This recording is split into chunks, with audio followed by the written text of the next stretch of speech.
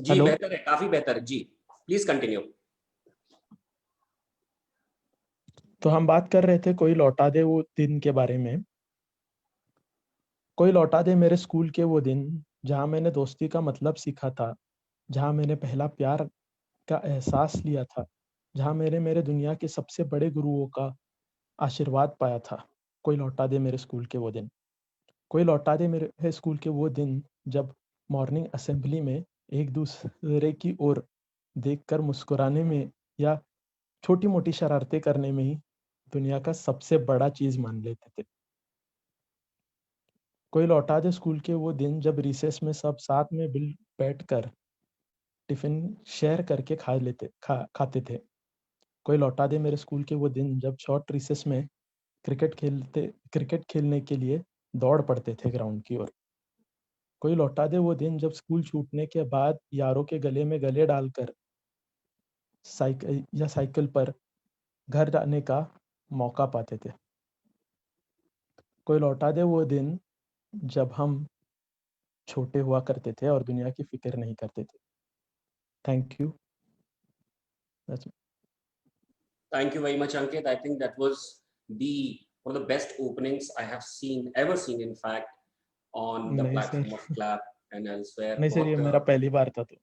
अरे वाह, तो ये तो you deserve another round of applause then in that case. बहुत अच्छी थैंक यू, शुरुआत थैंक की। You sir. या तो इस लिहाज से आपने देखा कि अंकित नायर ने बहुत गहराई में जाके, डिटेलिंग में जाके बचपन की कुछ, स्पेशली स्कूल, जो हमारी बचपन का, हमारे चाइल्डहुड का एक बहुत इंटेग्रल पार्ट होता है, उसमें जाकर छोटी छोटी चीजों को जो है अपनी कविता को पोषित किया, उसे जो है अपनी बचपन से संचित किया और देखा कि कितनी गहराई में, डिटेलिंग में जाके कोई कवि या शायर जो है अपनी जो दिल की बात है वो ज़बान तक कैसे लेके आता है। बहुत खूबसूरत Ankit, wonderfully woven and penned thank you sir. Beautifully, thank you sir. especially when you talk about schools, and school is something which we always like. I have never found anybody, in fact, though, ladies and gentlemen, जिसने अपने कभी school को नफरत की हो। School is one of the primary steps जिससे बढ़ के, जिससे चढ़ के आप जो भी हैं आज बन पाते हैं। तो सब अपने स्कूल से बहुत मोहब्बत करते हैं।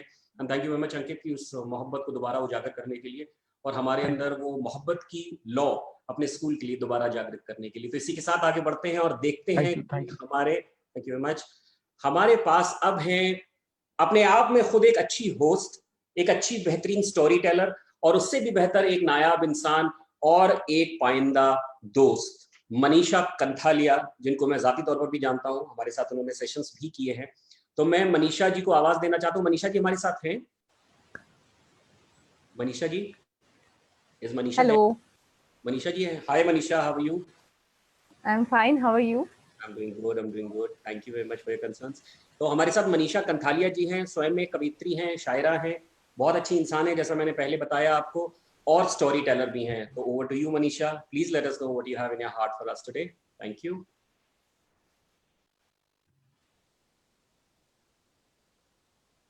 Thank you so much Manil. और बहुत ही खूबसूरत अल्फाजों से अंकित आपने बचपन को याद दिलाया। तो हालांकि बीइंग अ जेंडर डिफरेंशिएशन, हमारा बचपन आपके बचपन से थोड़ा अलग होता है। जहां आप क्रिकेट खेलने जाते हैं, वहां हम गुड्डे गुडियों से खेलते हैं। हमारे पास एक किचन सेट होता है जिस पर हम पास पड़ोस के पौधों से लेकर आते हैं कुछ फूल, कुछ पत्तियां, उनको काट कर बनाते हैं रोटी, उन फूलों से बनाते हैं हम सब्जी, और फिर आपस में आसपास के दोस्तों के साथ मिलकर उसे मिल बांट कर छूट मूट खाने का जो नाटक करते हैं, उसमें जो मजा है, उसमें जो आनंद है, वो शायद आज बड़ी बड़ी पार्टियों में भी आपको नहीं मिलेगा। आपने कहा मैंने सिर्फ एक कहानी लिखी थी, इस बारे में मैंने हर पहलू पर लिखा नहीं था, लेकिन जब आप बचपन की ओर मुझे ले गए तो मुझे वो सारी बातें अचानक से याद आई और मैंने आप सबके साथ बांटी। इसके अलावा अगर मैं बात करूं कि कोई लौटा दे वो बीते हुए दिन, अगर 5 साल से पहले की उम्र की बात करूं तो सबसे ज्यादा जो मुझे याद आती है वो आती है मेरे दादाजी की लोरी। मेरे दादाजी लोरी में ऐसा नहीं सुलाते थे कि बेटा सो जाओ या ऐसा, बड़ी प्यारी सी उनकी लोरी थी कि पगलियों में बाजे पायलिया, जरा धीमे चलो मोरे सांवरिया, मीठी मीठी बाजे बांसुरिया, जरा धीमे चलो मोरे सांवरिया। ये वो शब्द हैं जो ताउम्र मेरे जहन में उनकी आवाज़ के साथ याद रहते हैं। वैसे भी दादा दादी के लिए जो प्यार बच्चों का होता है वो शायद दुनिया में और किसी प्यार से ज़्यादा बढ़कर होता है। तो इतने साल हो गए, दादाजी को गुजरे भी कई साल हो गए, लेकिन उनकी वो लोरी वो आज भी मेरे कानों में उन्हीं की आवाज़ में गूंजा करती है। तो वो सबसे ज़्यादा मुझे याद आती है अगर मैं अपने बचपन की बात करूं। और दूसरा जो मैंने बताया कि लड़कियां अक्सर खेलती हैं वो खेल जिसे कहते हैं घर घर किचन सेट होता है हर लड़की के पास। और इसके अलावा जो सबसे ज्यादा मुझे याद आता है वो दादी की चुन्नी लेकर, दादी की ओढ़नी लेकर साड़ी बना लेना, साड़ी पहन लेना और एक तरह से अपने आप को एक मुकम्मल, एक बड़ा इंसान समझ लेना। और फिर घर में आती हैं बुआ जी की सैंडल पहन लेना, ऊंची सैंडल पहन के खुद को बड़ा समझ लेना। ये सारी मीठी मीठी बातें अंकित, आपने जब कोई लौटा दे वो प्यार भरे दिन, मीठी यादों के दिन, जब आपने वो कविता आपकी शुरू की तो मुझे एक करके वो सारे एहसासात इस तरह जहन में आने लगे कि मुझे कोई कहानी बनाने की जरूरत नहीं पड़ी। मैं जो आपके सामने कह रही हूँ वो एहसास, वो जज्बात, वो मुझे अभी मेरी आंखों के सामने ऐसा लगता है कि ताज़ा हो गए हैं। उनको मैं जी रही हूँ, महसूस कर रही हूँ और शायद मेरे साथ आप सब भी महसूस कर रहे हैं। Thank you so much Manil. Thank you very much Manisha. हमेशा की तरह आपकी जो अदायगी है, जो डिलीवरी है, वो हमेशा की तरह आज भी बहुत खूबसूरत रही। आपने भी गहराई में जाके जो रिश्ते हैं उनकी एक नई गरिमा को स्थापित किया है। अंकित की तरह इस पूरे सेशन को और अच्छे से आगे बढ़ाने के लिए, उसे और खूबसूरती देने के लिए, उसे और जीनत देने के लिए बहुत बहुत शुक्रिया। तो देखा हमने कि अगर हमें सोचने का मौका मिले, अगर हमें ये इस तरीके से हमें फोरम्स मिले या इस तरीके के हमारी जो ख्याल है उनका इस तरीके से शुरुआत हो, आगाज हो कि नहीं, हमें अपने बचपन में जाके, हमें उन दिनों में जाके कुछ ना कुछ अपनी यादों की हवाले से, उन यादों के लिए कुछ ना कुछ बुनना है। तो देखिए हम कितनी खूबसूरती से उन ख्यालों को, उन ख्यालात को, उन चीज़ों को, उन मेमोरीज को, उन यादों को, उन पलों को कितनी अच्छे से बुन पाते हैं। तो ये इंसानी फितरत है, खूबसूरती दिखाई जाए तो खूबसूरती जो है वो और दुगनी हो जाती है। कहा जाता है कि शाहजहां जो थे, हालांकि ये एक एनेक्डोट हो सकता है, एक कहानी हो सकती है, किंवदंती हो सकती है, बट क्योंकि मैं ज़ाती तौर पर रूमानी चीज़ों में ज़्यादा यकीन करता हूँ बनिस्बत रियलिटी के, बनिस्बत जो सच्चाई है, तो मुझे इस चीज़ पर पर्सनली, यानी अपने व्यक्तिगत रूप से मुझे इस चीज़ पर यकीन है कि कहा जाता है कि जब ताजमहल नुमाया किया जा रहा था, जब उसकी तामीर हो रही थी, तो शाहजहां उस सफ़ेद ताजमहल के सामने, ठीक सामने काला ताजमहल बनाना चाहते थे। क्योंकि कभी किसी संतराश ने या किसी जो बनाने वाले थे उन्होंने पूछा कि साहब ये दुनिया की सबसे हसीन इमारतों में से एक रहेगा, तो उन्होंने कहा कि जो खूबसूरती है वो हमेशा कंपैरिजन से आती है, उसकी तुलना जरूर की जानी चाहिए। तो आप इसको किसकी तुलना में सबसे खूबसूरत कह रहे हैं?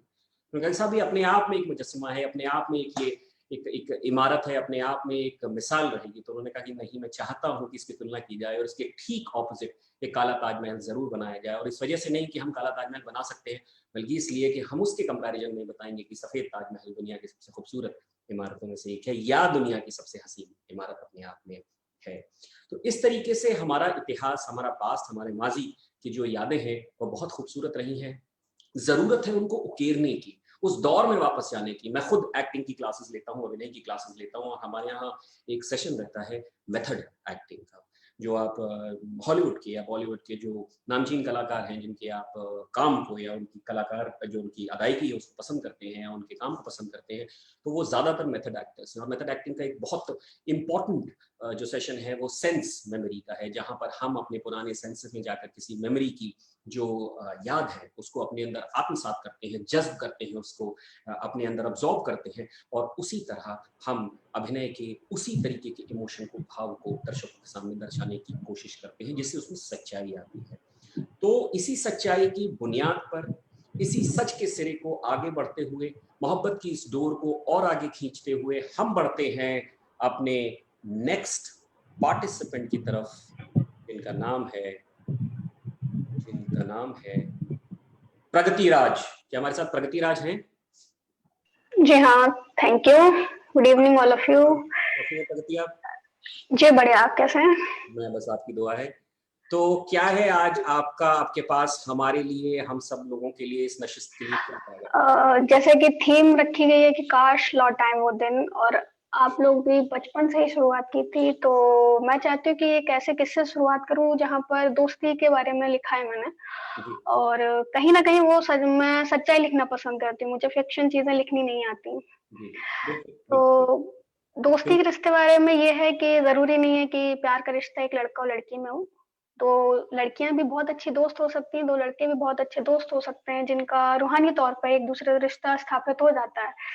और जब वो छोड़ कर जाते हैं तो उनके बीच में क्या कश्मकश और क्या विचार दिमाग में आते हैं, मैंने उनको उतारा है।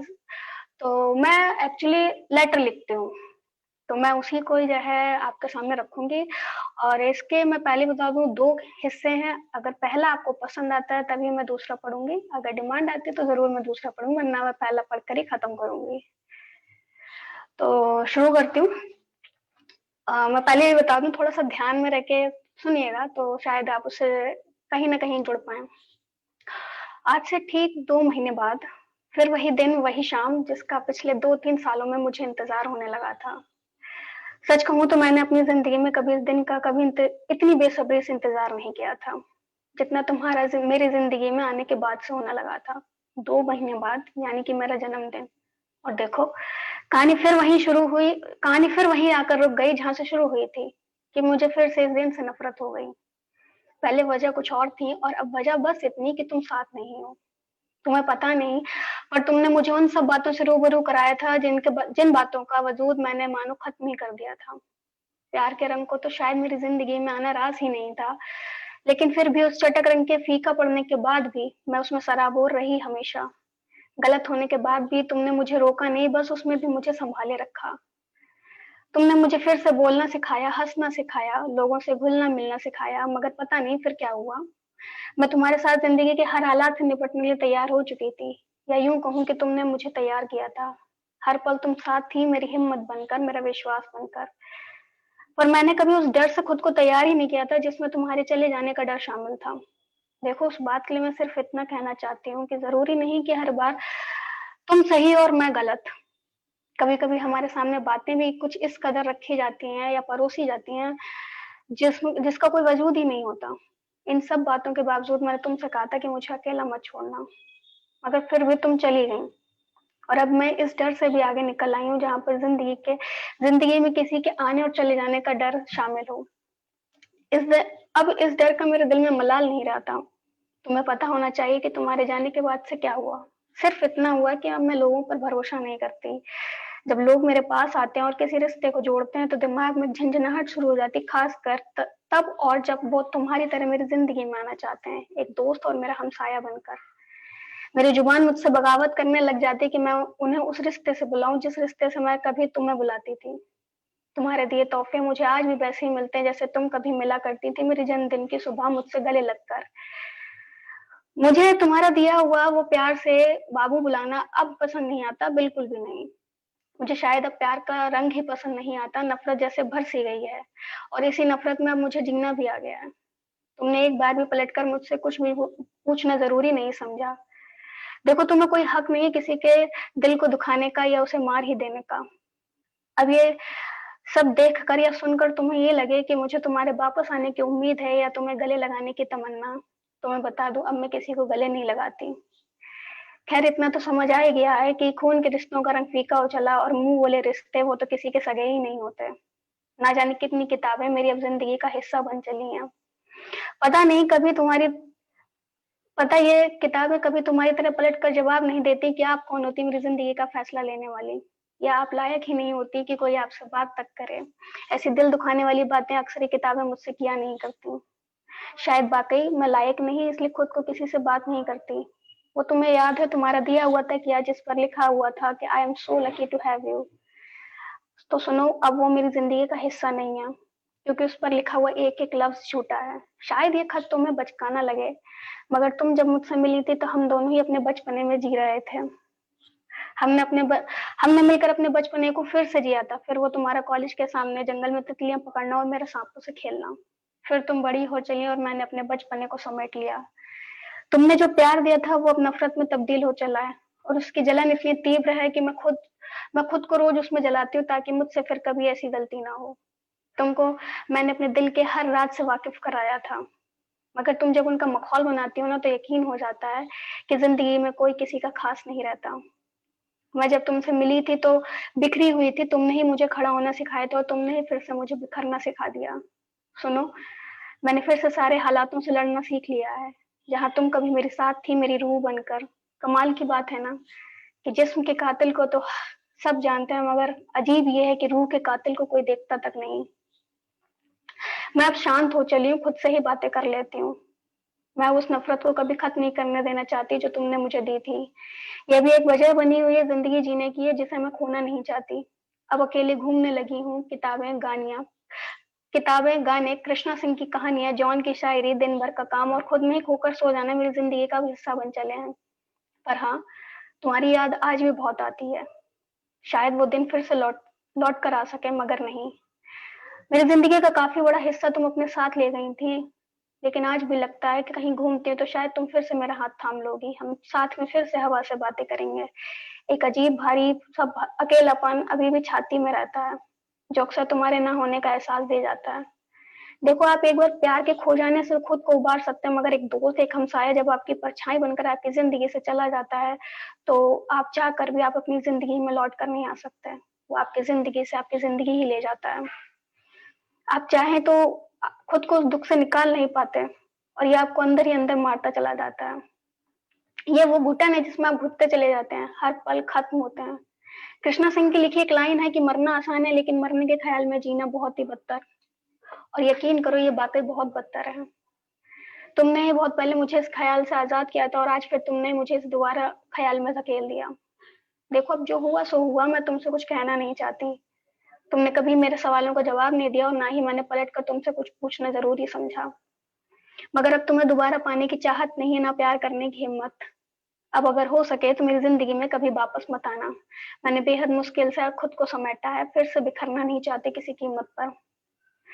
अगर तुम्हारे तक ये कभी वीडियो पहुंचता है तो समझ आना कि मैंने अपनी जिंदगी का बेशुमार प्यार तुम्हें दिया है। आखिरी बार तुम्हें ढेर सारा प्यार दिया है। शुक्रिया। बहुत खूबसूरत प्रगति, बहुत खूबसूरत।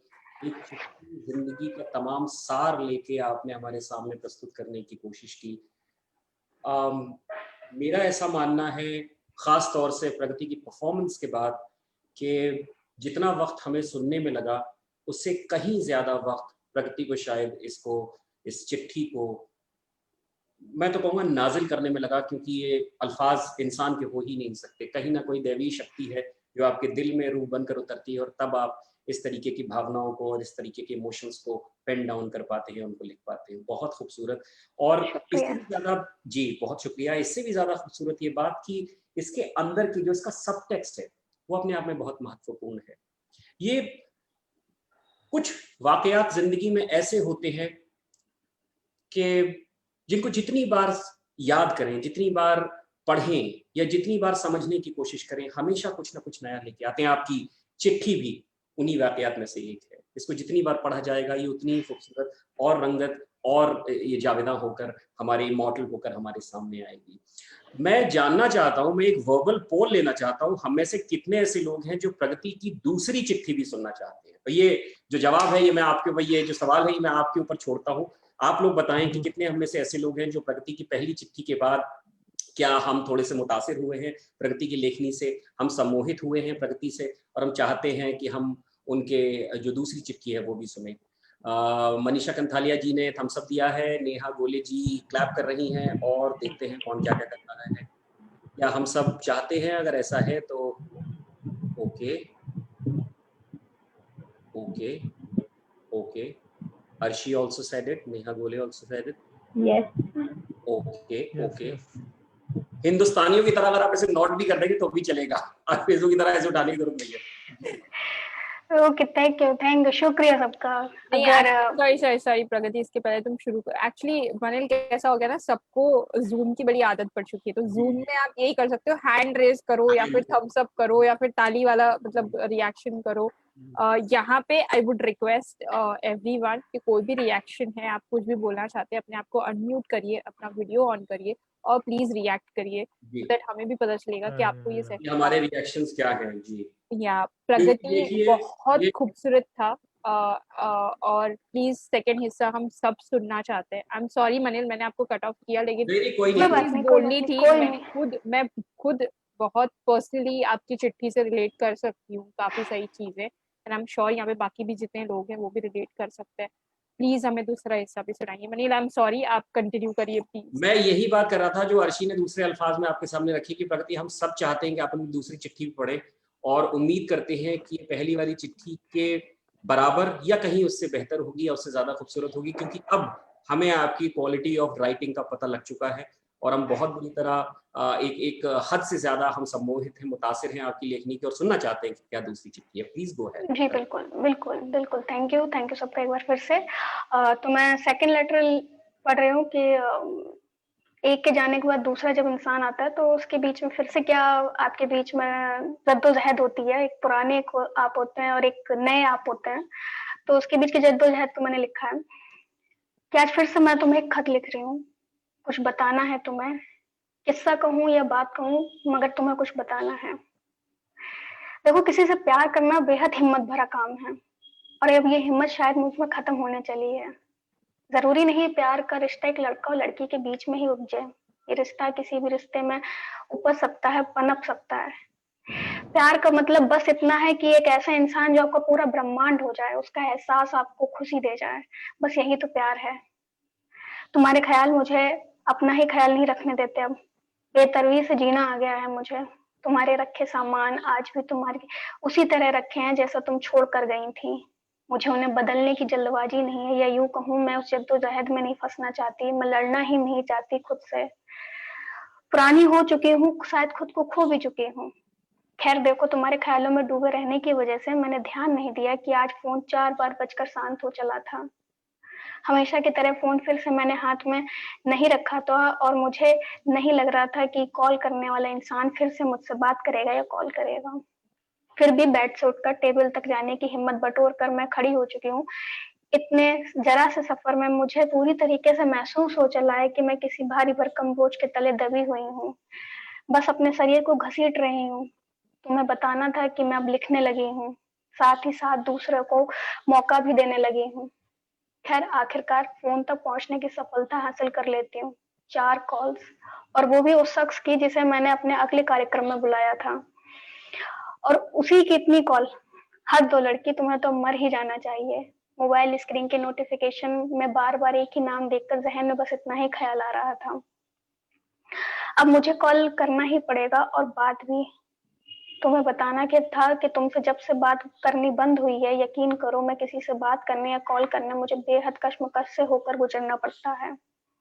ये सच है कि मुझे कॉल पर बात करने के लिए एक बवंडर में फंसने जैसा लगता है, इसलिए अब कॉल भी बेहद कम करती हूँ। कोई बात करे तो खुश हूँ और ना करे तो और भी ज्यादा खुश। आखिरकार फोन लगाती हूँ और एक झूठी खुशी आवाज में मिलाकर मैं बात करती हूँ। हेलो, माफी चाहती हूँ कि आपको कॉल नहीं ले पाई। फोन मेरे पास नहीं था। वैसे आपने हमारे प्लेटफॉर्म पर आने का इनविटेशन एक्सेप्ट किया, उसका बेहद शुक्रिया। बताइए क्या मदद कर सकती हूँ आपकी। मन ही मन खुद को गालियों से नवाजती जा रही हूँ कि हद है तुमसे तो लड़की। एक तो आलस, ऊपर से एक झूठ। मौत निकट है तुम्हारी। तुम्हें तो अब सच में ही मर जाना चाहिए। पलट कर आवाज आती है, कोई बात नहीं बाबू, तुम्हारी कॉल भी तो मैंने मिस कर दी थी, हिसाब बराबर। इतनी तेज आवाज और प्यार से बात करना जितने प्यार से तुम बात करती थी, और ये बाबू शब्द, इसने तो फिर से दिमाग में झंझनाहट ही शुरू कर दी थी। तुम्हें पता होना चाहिए कि तुम्हारे सर पर एक रूह के कत्ल का इल्जाम है, जिस जिससे तुम कभी बरी नहीं हो सकती, क्योंकि जब आप बड़े प्यार से और जतन से घरौंदा बनाते हैं ना, तो पूर्ण समर्पण और अपने भाव को उसमें लगा देते हैं। पूरा ब्रह्मांड जितना इसने उसमें लगा देते हैं कि कुछ ऐसा मुझे तुमसे था। मैंने अपना पूर्ण समर्पण तुम पे लगाया था, तुम्हारे रिश्ते पर। खैर आज इतनी तेज आवाज सुनकर दिमाग ने इतना तो इशारा कर दिया था कि लड़की की जिंदगी में फिर से नया कांड होने वाला है। और हुआ भी वही। ये नया इंसान बिल्कुल तुम्हारी तरह ही है, 1 इंच भी इधर उधर नहीं। गाना गाता है ये इंसान, और आवाज इतनी तेज, और पता ये इंसान भी घनघोर बात करता है। बस फर्क इतना है कि मैं बात नहीं करती। एक कैद है मेरे चारों तरफ, कि उसमें कोई दाखिल ना हो पाए, मगर ये शख्स बेतरतीब से बस दाखिल ही होता जा रहा है और एकदम से अपनी जगह बनाता चला जा रहा है, जिसे मैं रोक भी नहीं पा रही थी। मुझे नहीं पता प्यार की उम्र कितनी होती है, ये वक्त के साथ बढ़ता जाता है, मगर तुम्हारे लिए दिल में कुछ नहीं बचा है। जिस इंसान का जिंदगी में आना हुआ है वो जब बात करता है तो पलक भी झपकाए तो बस प्यार झड़ता जाए। ये कल्पना से परे वाला प्यार है जो अक्सर उसकी बातों में रहता है। और बिखरी हुई मैं, अफसोस ये है कि अब फर्क नहीं पड़ता मुझे किसी बात से या प्यार से। फिर भी इस से परे वाले प्यार में खुद को रोज झोंकती कि उस प्यार को महसूस कर सकूं, मगर नहीं होता। मेरे ख्याल से ये प्यार इस दुनिया का तो हो ही नहीं सकता। मतलब कि इस दुनिया में और मतलबी लोगों के बीच में एक ऐसा प्यार है, अब ये शख्स ही जाने। मगर कहीं ना कहीं ये शख्स मेरी आदतों में शामिल होने लगा है। बातें मिनटों सब घंटों में तब्दील हो चली हैं और मेरी नींद को भी शायद अब ठिकाना मिल चुका है। मुझे नहीं पता ये सब कैसे और कब हुआ, मगर हाँ ये सच है, सोचा तुम्हें बता दूं। और सुनो, तुम अब मेरी जिंदगी का हिस्सा नहीं रही। कभी तुम्हें बाहों में भरकर तुम्हारी सारी बलाएं अपने सर ले लेती थी, मगर आज कहते हैं कि तुम ठीक उसी तरीके से दुखोगी जैसे एक बच्चा बड़े प्यार से जतन से एक महल को समंदर के किनारे बनाता है और अपने संपूर्ण प्यार और जतन के साथ उसके हर एक कोने को सजाता, मगर इस बात से अनजान रहता है कि समंदर की कोई बड़ी लहर कभी भी उस महल को अपने साथ बहा ले जाएगी और वो कुछ भी नहीं कर पाएगा। वह बस छटपटाकर रोता रह जाएगा इस बात से कि उसका महल मिनटों में ही एक रेत के ढेर में तब्दील हो गया, क्योंकि उसे पता ही नहीं है कि समंदर के किनारे कभी महल नहीं बनते। प्यार, समर्पण, जज्बात, रिश्ते, अब इनकी मेरी जिंदगी में जगह नहीं रही। तुम्हारे लिए सम्मान का भाव अब दम तोड़ चुका है, और जहाँ सम्मान और प्यार नहीं वहाँ रिश्ते तो उपजा ही नहीं करते। मगर ये शख्स मुझे फिर से इन शब्दों का एहसास होगा मुझसे वाकिफ करा रहा है। फर्क बस इतना है कि ये मुझे तुम्हारी तरह बदलने में यकीन नहीं रखता। इस बीच खुशी इस बात की भी है कि मेरी जिंदगी में अब निरर्थक लोगों की जगह नहीं रही, और तुम्हारी तो बिल्कुल भी नहीं। हाँ, दुख हमेशा रहेगा कि तुम्हें आखिरी बार गले लगकर ठीक ढंग से अलविदा नहीं कह पाई, और तुम भी हिम्मत से मेरे सवालों का जवाब नहीं दे पाई। आखिरी बार तो मैं अपनी जिंदगी का बेशुमार प्यार तुम्हें दे रही हूँ और खुद को तुमसे मुक्त कर रही हूँ, और ये मुक्ति वाकई अनमोल है। शुक्रिया। दिल से तालियां, ये तालियां हाथों वाली तालियों से ज्यादा गहरी हैं क्योंकि ये दिल से तालियां हैं। शुक्रिया। और कितनी कितनी गहरी बातें आप कह गई अपनी दोनों चिट्ठियों में। खासतौर से जो आपकी आखिरी चिट्ठी थी उसने बहुत कुछ सोचने पे मजबूर किया। इनफैक्ट मैं तो सोचता हूँ शायद ऑलमोस्ट हम सब ऐसा सोच रहे होंगे।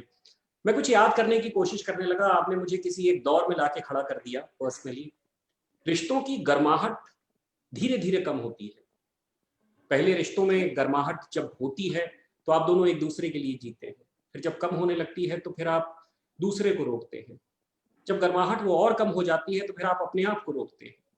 जब गर्माहट और कम हो जाती है तो फिर आपको किसी को रोकने की जरूरत नहीं पड़ती, क्योंकि आपके आसपास अपने आप एक चाहर दीवारी क्रिएट हो जाती है, बन जाती है। और वो चाहर दीवारी आप भी चाहकर उसे नहीं तोड़ सकते। बहुत पाइंदा शायर का एक शेर मुझे यहाँ पे याद आता है, जो मेरा ख्याल है हम सबको इस सब्जेक्ट मैटर पे इस सेशन में जरूर उसको ध्यान में रखना चाहिए कि मैं अपनी राह में खुद दीवार बन के बैठा हूँ, देखना चाहता हूँ वो आएगा तो किस रास्ते से आएगा। जब अपनी राह में आप खुद दीवार बन जाते हैं तो चाह कर भी कोई शख्स, कोई ख्याल, कोई भाव, किसी तरीके का कोई इमोशन आपकी जिंदगी में घर नहीं कर सकता। एक बीता हुआ रिश्ता आपको ना जाने क्या क्या सिखा जाता है। आप पहले एक शख्स से मोहब्बत करते हैं, तब रिश्ता बनता है। फिर जब वो रिश्ता और गहरा होता है तो आप उस रिश्ते की गर्माहट से, उसकी मोहब्बत से ज्यादा मोहब्बत करने लगते हैं। और वो शख्स जो आपके सामने है, जैसे आप अपना पार्टनर, अपना हमसाया कहते हैं, हम सफर कहते हैं, वो उस रिश्ते की नुमाइंदगी करता है, उस रिश्ते को रिप्रेजेंट करता है, उसका प्रतिनिधित्व करता है। तो आपका प्यार उस शख्स से शिफ्ट होकर रिश्ते पे चला जाता है, और तकलीफ तब होती है जब वो रिश्ता टूटता है, क्योंकि वो शख्स से ऊपर अब आपके लिए वो रिश्ता हो गया। जिंदगी में क्यों ऐसा होता है कि हम हर रिश्ते को नाम देना चाहते हैं? प्रगति की दोनों चिट्ठियों ने इस बात पर यकीनन मुझे सोचने पे मजबूर किया है। क्यों नहीं हम किसी को बिला वजह, बिना रिश्ते के बेनाम मोहब्बत कर सकते? क्यों हमें चाहिए होता है एक सामाजिक सैंक्शन? क्यों हमें चाहिए होता है एक नॉमेनक्लेचर? क्यों हमें चाहिए होता है वो सामाजिक मोहर का ठप्पा कि नहीं मेरा इसके साथ ये रिश्ता है, इसी वजह से ये मोहब्बत है? क्यों मोहब्बत किसी सामाजिक बंधन से बड़ी नहीं हो पाती? हम तरक्की की बात करते हैं, हम ग्रोथ की बात करते हैं, हम ऊपर उठने की बात करते हैं, हम सामाजिक परिवेश बदलने की बात करते हैं, लेकिन हमारे रिश्ते आज भी वही प्राचीन है, उनमें वही गर्माहट है, उनमें वही सौम्यता है, वही प्योरिटी, और ये हमेशा रहनी भी चाहिए। तो इसी चीजों को सोचते हुए कभी कभी लगता है कि क्या हम वक्त से बहुत आगे बढ़ रहे हैं? क्या हमने इस जो प्रगति की या जो तरक्की की अंधी दौड़ है, उनमें रिश्तों को भी पीछे छोड़ दिया है? क्या रिश्ते भी हमारे और उनके साथ साथ उनसे मिली हुई मुस्कुराहटें भी हमारी प्लास्टिक की हो चली है? क्यों ऐसा ऐसा होता है? ये मेरा ख्याल है बहुत अपने आप में एक रिवोल्यूशनरी, एक क्रांतिकारी वक्तव्य और स्टेटमेंट रहेगा अगर मैं कहूं कि आजकल के रिश्ते मैसेंजर से शुरू होकर व्हाट्सएप के चैट पे खत्म हो जाते हैं। क्यों नहीं वो साला साल तमाम उम्र तक चलते रहते हैं? तो प्रगति की चिट्ठियों से मैंने कम से कम बहुत गहरी एक प्रेरणा ली है, as a creative person, if I may say, as अ शायर। और मुझे लगता है कि आज इस सेशन के बाद, खासतौर से प्रगति की चिट्ठियों के बाद, मैं रिश्तों में जो है ज्यादा इन्वॉल्व होकर ज्यादा गर्माहट दे पाऊंगा, उनको और बेहतर बना पाऊंगा। So thank you very much Pragati. ये चिट्ठियां जो हैं आपके दिल के उद्गार तो हैं ही, हमारे लिए कुछ आई ओपनिंग सेशन का भी काम करते हैं। तो thank you very much for penning down so beautiful thoughts. और जी, मैं ये चाहूंगा कि ये टेक्स्ट या ये चिट्ठियां या अंकित ने जो बात कही या मनीषा जी ने जो बात कही, हम इस सेशन तक ही न रखें, या जो आने वाले हमारे पार्टिसिपेंट्स हैं हम उनके बारे में इस सेशन के बाद और ताउम्र कहीं ना कहीं अपने जहन के एक छोटे से कोने में इन क्रिएशंस को जिंदा बनाए रखें। क्योंकि जितनी बार हम इनको सोचेंगे, जितनी बार इनके ऊपर गौर करेंगे, जितनी बार हम इनको समझने की कोशिश करेंगे, मेरा वादा ही नहीं यकीन है कि कहीं ना कहीं ये खूबसूरती का ये नया आयाम हमारी जिंदगी के लिए एक पाइंदा सबक हमारे लिए छोड़ जाते हैं।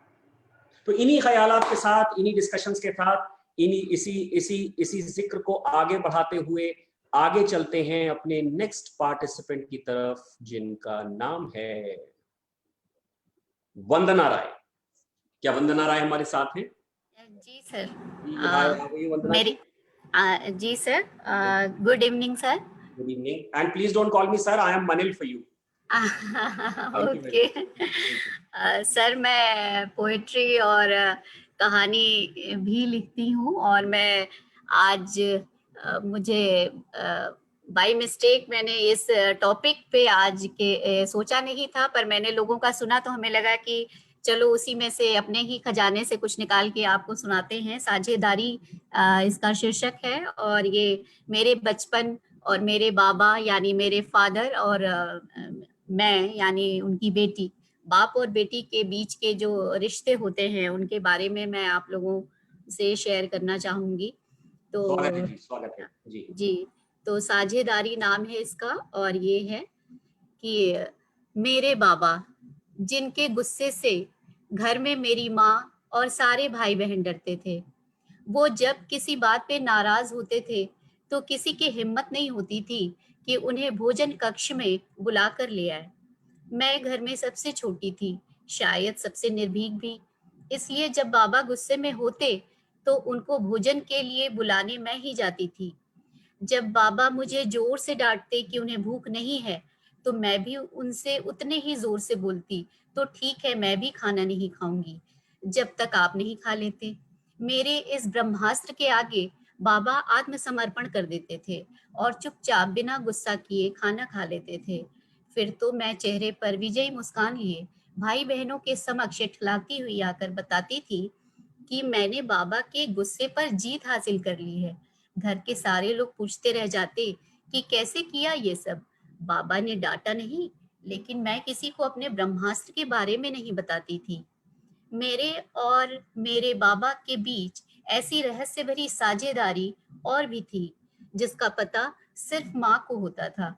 जब किसी बात पे गुस्सा होकर मैं भी खाना पीना छोड़ देती थी, तो बाबा धीरे से आकर 100 रुपए का नोट छुपा कर दे देते थे और बोलते थे, किसी को बताना मत, मैंने सिर्फ तुम्हें दिया है। और मैं अपना गुस्सा भूलकर झटपट चुपचाप खाना खा लेती थी। लेकिन शाम होते होते पूरे घर में ये बात आग की तरह फैल जाती थी कि बाबा ने अपनी लाडली बिटिया को 100 रुपए दिए हैं, और मैं 100 रुपए पाकर स्वयं को दुनिया की सबसे अमीर शहजादी समझने लगती थी। मेरी और बाबा की बहस भी खूब होती थी, लेकिन जीत हमेशा बाबा की होती थी, क्योंकि आखिरकार थे तो वो हमारे पिताश्री ही। लेकिन पता नहीं क्यों जीत कर बाबा कभी खुश नहीं होते थे, कभी बहस में हार जाते तो ज्यादा खुश हो जाते थे। इस रहस्य को कई सालों बाद महसूस करने पर मैंने उनसे हार मानना छोड़ दिया था, क्योंकि मेरा मकसद भी तो बाबा को हर समय खुश रखने का होता था।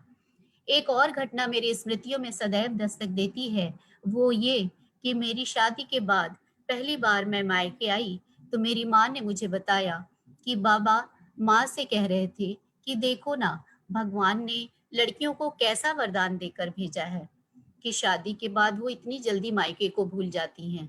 ये वरदान माँ बाप को नहीं मिला ना। मैंने रूधे गले से पूछा कि माँ, बाबा ने ऐसा क्यों कहा?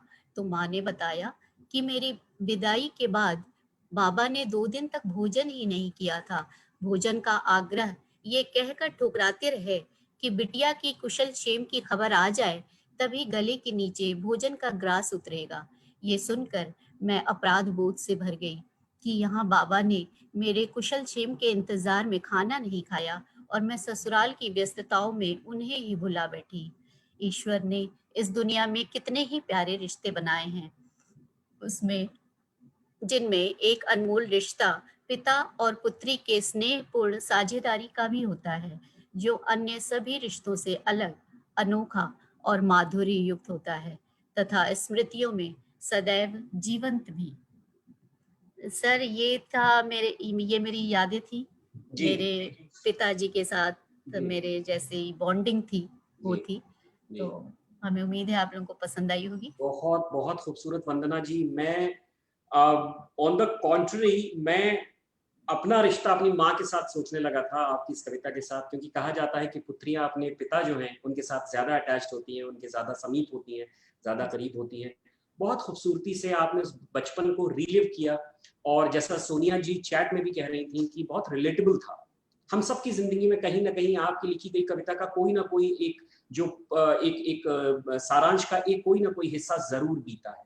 कहीं ना कहीं एक पंक्ति हमारी जिंदगी को भी उकेर के आपकी कविता में रख देती है। बहुत खुशी से और बहुत बेहतरीन चीज, और एक बहुत सामाजिक अन्वेषण के लिए, एनालिसिस के लिए, अनुसंधान के लिए आपने एक बहुत अच्छा मुद्दा भी उठाया इनफैक्ट इस कविता के माध्यम से, कि जो एक पिता का प्यार है या जो प्रेम है या जो समर्पण है परिवार के लिए, वो कहीं ना कहीं सामाजिक चाल चलन कह लीजिए या डिस्कशन का मुद्दा कह लीजिए, कहीं ना कहीं पीछे छूट जाता है, क्योंकि शायद वो अपने समर्पण के चलते, अपनी जिम्मेदारियों के चलते ज्यादातर रोजी रोटी कमाने के लिए या फिर ज्यादा जो समय है वो कहीं ना कहीं बाहर उनको व्यतीत करना पड़ता है। लेकिन इससे उनका मोहब्बत, उनका समर्पण या उनका हमारे लिए जो समर्पण है या हमारे लिए जो प्यार है या हमारे लिए जो उनका रिश्ता है, जो उनके लिए हमारी जिस तरीके से वो जिम्मेदारियां निभाते हैं, उसकी गरिमा को कहीं भी कोई आंच नहीं आती। वो उतनी ही रहती है जितनी हमारी एक माँ की है। एक परिवार बनता है एक माँ और बाप और उनके बच्चों से, तो सबका बराबर कंट्रीब्यूशन है, सबका जो है बराबर का योगदान है। और बहुत अच्छी बात आपने कही, और इस तरीके से हमने देखा कि एक सामाजिक जो एक यूनिट है, एक जो समाज का एक अंग है, जो बहुत महत्वपूर्ण अंग है परिवार, उसके आपने एक बहुत महत्वपूर्ण सदस्य की आज बात उठाई जिसको हम पिता कहते हैं, और पिता की बात ही नहीं उठाई बल्कि उनके प्यार को भी उजागर करने की कोशिश की है। और मैं बिल्कुल निश्चित रूप से ये समझता हूँ कि शायद हम लोग इस बात को चैट में शायद या कह ना पाए हो, या शायद हम इस चीज को जाहिर ना कर पाए हो, लेकिन कहीं ना कहीं कविता की कोई ना कोई पंक्ति ने हमारे हर व्यक्ति के, आज इस सेशन के जो हमारे मेंबर्स हैं या जो मेम्बरान हैं आज जो शिरकत कर रहे हैं, उनके दिल को कहीं ना कहीं जरूर छुआ है। सो thank you very much Vandana ji for such a delightful thought, especially about father in a family and your love for them and their love for you. Thank you very much. And ladies and gentlemen, इतनी खूबसूरत शाम जो है, इतनी अच्छे session की तरफ हम बढ़ रहे हैं। कम से कम मैं तो कभी नहीं चाहता ये सेशन खत्म हो, क्योंकि आप लोग बहुत बहुत अच्छी अच्छी रचनाओं के साथ आए हैं। और वंदना जी के बाद इन्हीं के नाम से मिलता जुलता एक और नाम है जिनको हम कहते हैं विधि पांड्या जी। विधि पांड्या जी के हमारे साथ हैं, उनको मैं आवाज देना चाहता हूँ। विधि पांड्या जी। A great warm greet to everyone present over here. Hi. Hello, how are you? Yeah, I'm all good. And how are you, sir? I'm very good, Vidhi. I'm very good. Yeah. So you guys can hear me well, right? Yeah. So मेरी story जो है वो एक ऐसी लड़की से related है जो बहुत ज्यादा उलझी हुई थी, एक ऐसा फेज जिंदगी का जो हर वक्त आपको इतना दबा देता है जिंदगी में, आपको मरने पे मजबूर कर देता है, एक ऐसी bad memory which makes you feel that you have to come out of it. And when you come out of it, you look after that moment and you applause yourself that वाह मैं उस चीज से बाहर आ गई. तो इसी से मिलती जुलती मेरी एक कहानी है और मैंने ये कहानी एक लड़की पे लिखी है जो कि मैं आप सबको सुनाना चाहती हूँ. So it is in English. So I will also translate in Hindi. So may I start? Yes, of course, you can. Please go ahead. So the evening was like that she was sitting before the interviewer. She uttered the hardcore truth after years of everything going smooth in her life, where destiny, which she wrote for herself, became the prominent star. अब यहाँ पे वो एक interviewer के पास बैठी है और ऐसा सच कहने जा रही है जो उसने कभी किसी से नहीं कहा है, और वो ऐसा कुछ बता रही है जिसमें उसने अपनी जो किस्मत है वो खुद लिखी गई है, और उसने अपनी जो स्टार्टिंग की जर्नी है वो कुछ ऐसे बयां की है. So उसको she sooner realized that glimpse of life is hidden in the glimpse and incomparable beauty of everyday life we live like. A couple of years ago, she was in a condition to bawl her eyes out. वो एक ऐसे condition में थी जहां वो रुके नहीं रुकती थी रोने से. उसे हर मोमेंट पे रोना आता था, हर चीज पे ऐसा लगता था कि बस मेरी जिंदगी खत्म हो चुकी है, इससे ज्यादा कुछ है ही नहीं मेरे पास कहने के लिए, ना करने के लिए. So I think she was worried about the days which are coming and missing the days which are probably dead for that moment. वो कुछ ऐसे दिनों को मिस कर रही थी जो आने वाले हैं, अपने फ्यूचर के बारे में वरी करना, और ऐसे कुछ मोमेंट, खतरनाक हिस्से जो कि बीत चुके हैं, जो उस वक्त के लिए है ही नहीं. So her today was lost. However, she found it hard to hit the sack. उसको बहुत मुश्किल लगा सब करना. Daily breakdowns made her rolling eyes and crawling body unstable. Too many problems jumped in and concluded that she was the victim of depression. She was unaware of the fact that depression is in her mind and not within the soul, which has lost the daily magic and motivation to wake up. उसे इच्छा ही नहीं होती थी उठने की, उसके पास कोई motivation ही नहीं होता था, और उसको ऐसा लगता था कि वो बहुत बड़ा कोई कैद है और एक डिप्रेशन पेशेंट है, बल्कि डिप्रेशन सिर्फ उसके मन में था, उसके सोल में नहीं. So उसको ऐसा लगता था because of the temporary virus created by the outsiders. I remember the girl started complaining about the little things which seemed to be perfect, but according to her it was just imperfect. जो लोगों के लिए perfect लगता है उसको imperfect लगता है.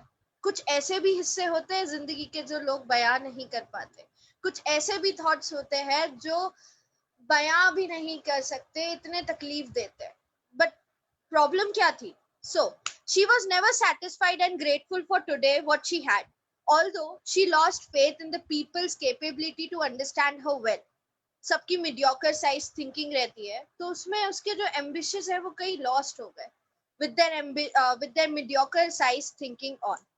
The imagination of tomorrow and illusion of yesterday overruled her today.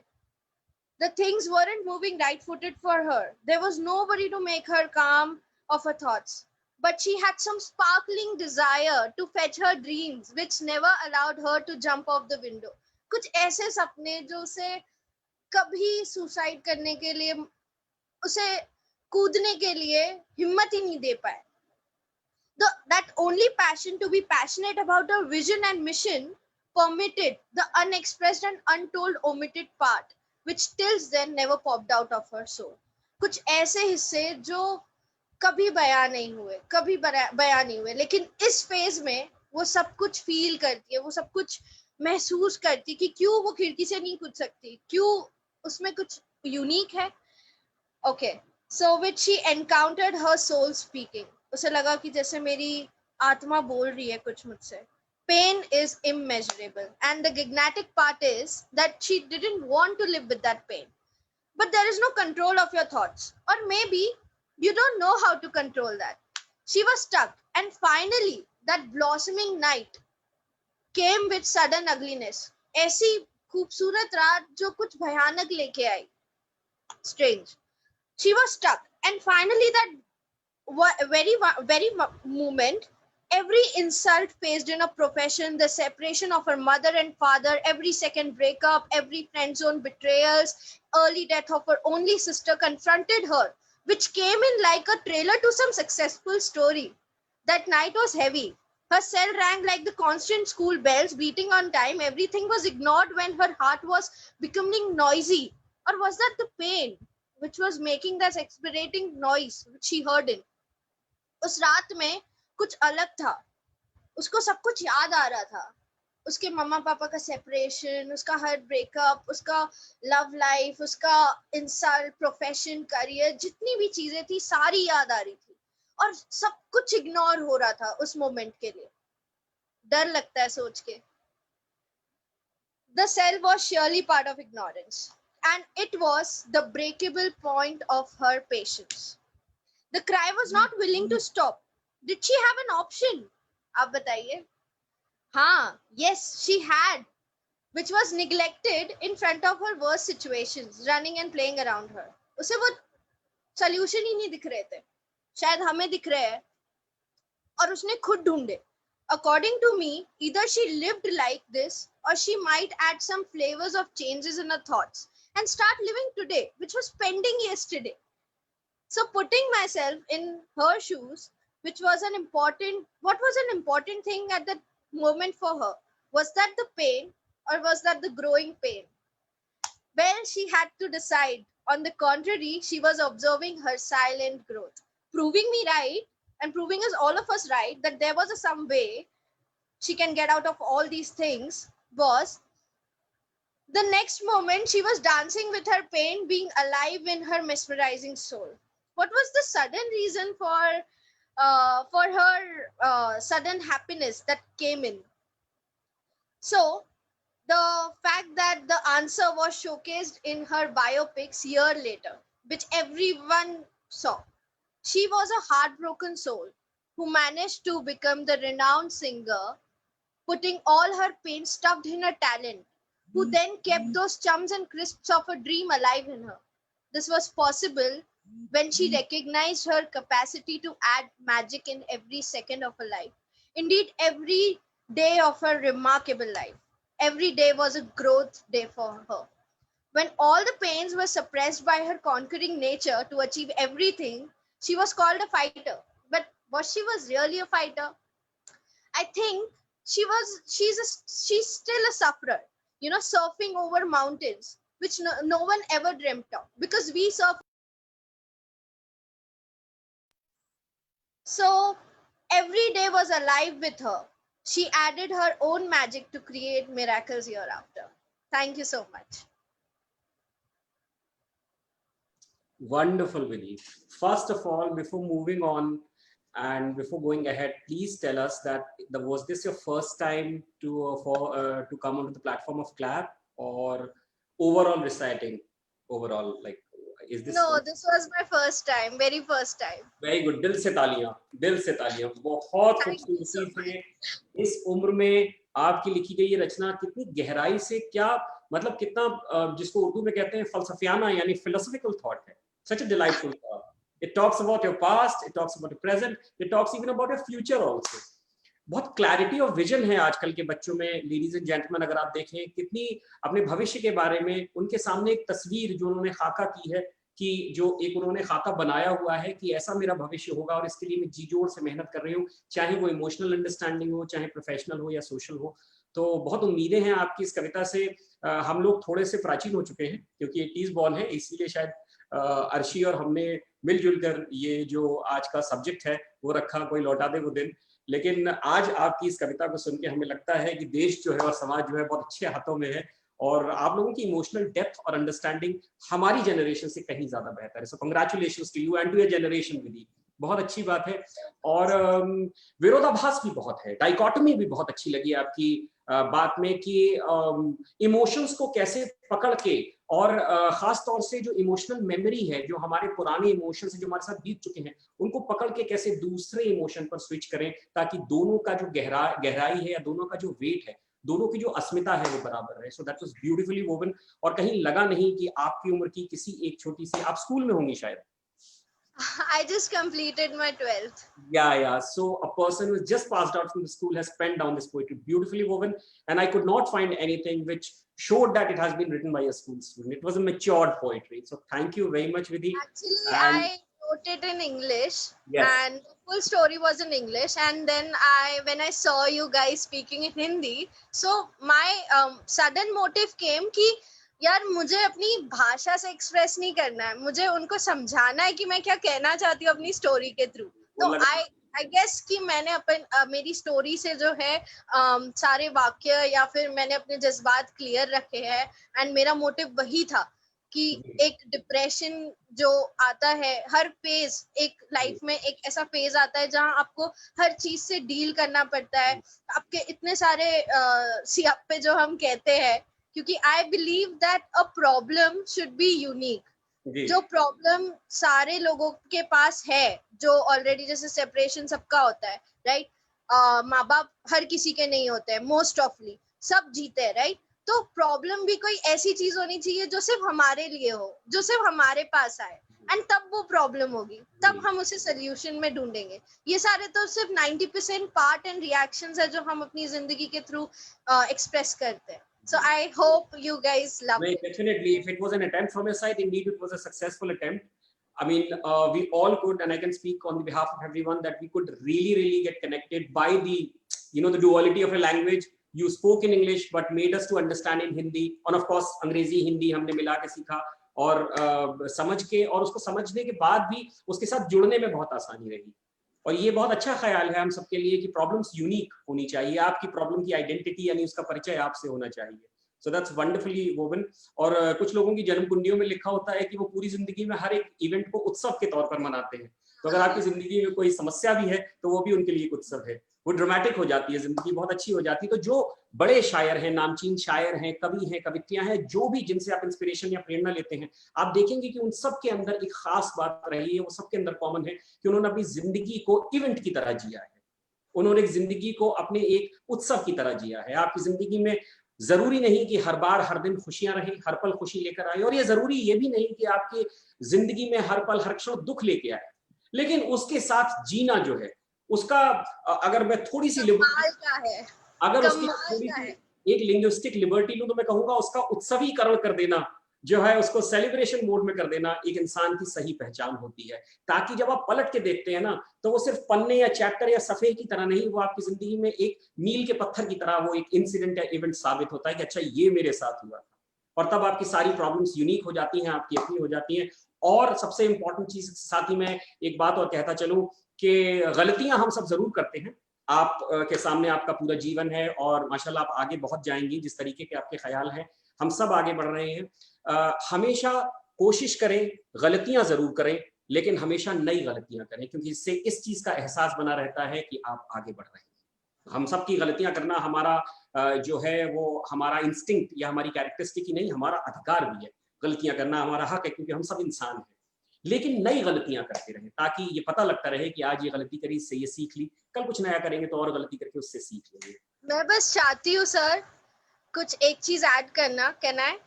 Yeah, of course, please go ahead. मैं बस चाहती हूँ दैट यहाँ पे जितने भी लोग हैं, जिनको भी जितने भी दर्द है, प्रॉब्लम्स है, हर किसी की लाइफ में प्रॉब्लम्स होती है। So I just want them to take 2 days and accept those all the feelings that you have, and you know उससे बस आपका, मैंने भी ऐसे ही ओवरकम किया, एंड ये हमारे लिए सिर्फ एक मात्र रीजन है कि हम अपने सारे दर्द से कैसे ब्यूटीफुली आउट आ सके।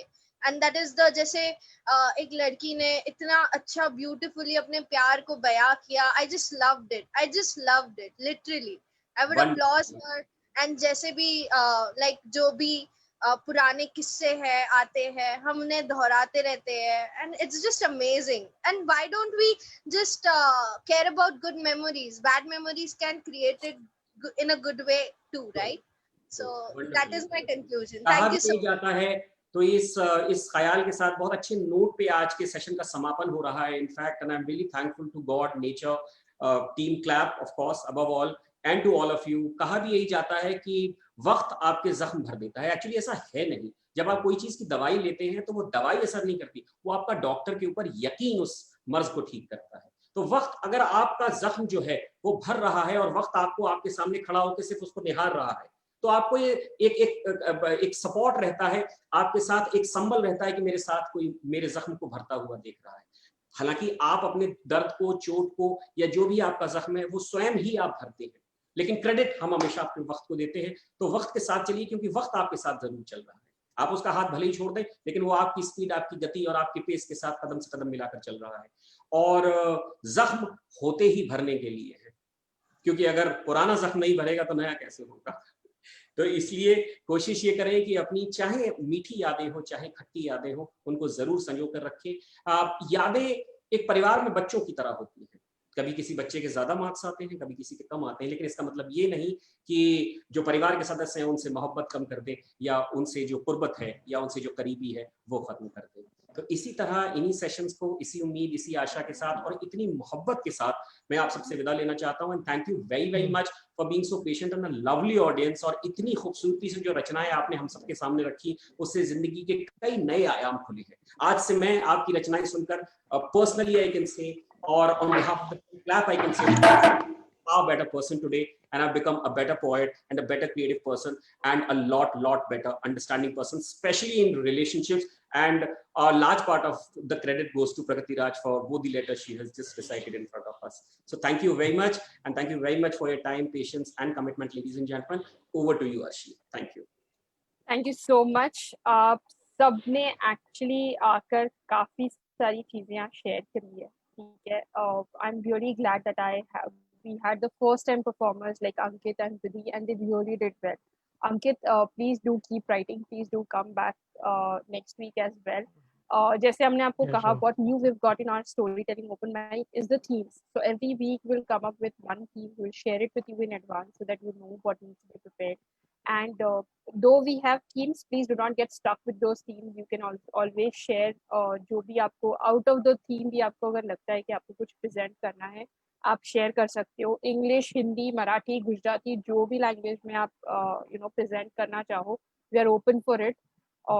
And thank you so much for joining us. Thank you so much for taking the poll. We also have a feedback form, so in case if you feel that you need to share any feedback, please share it with us so that we know how do we do better, how me and Manil we can curate new things and we can bring it on the table for you guys, for you to perform better. So thank you so much for coming. Please do join us for next week as well, and please do keep sharing your feedbacks, your whatever you feel like sharing with us. We are always there. Clap.center is the website, so you can please go and check the other workshops and events that is lined up. One important announcement that I would like to make is we are coming up with a children talent contest, which is going to start from 4th of October. So please encourage the children from the age of 5 to 11 can participate in various activities that we've curated. So we have arts and craft, we have dance, we have music, and we have instrumental contests. So basically, this is basically just to try and create a virtual platform for children who are talented and who need to showcase their talent. So do not restrict them for only school competition. Because ये competition first level का होगा, second level में जो winners होंगे उनके साथ फिर से कंपटीशन होने वाला है. So please encourage the kids around you to take this particular competition. And tomorrow we have an amazing 1 hour comedy show that we are doing for the first time at Clap. So please do join in tomorrow as well. The tickets are available at clap.center.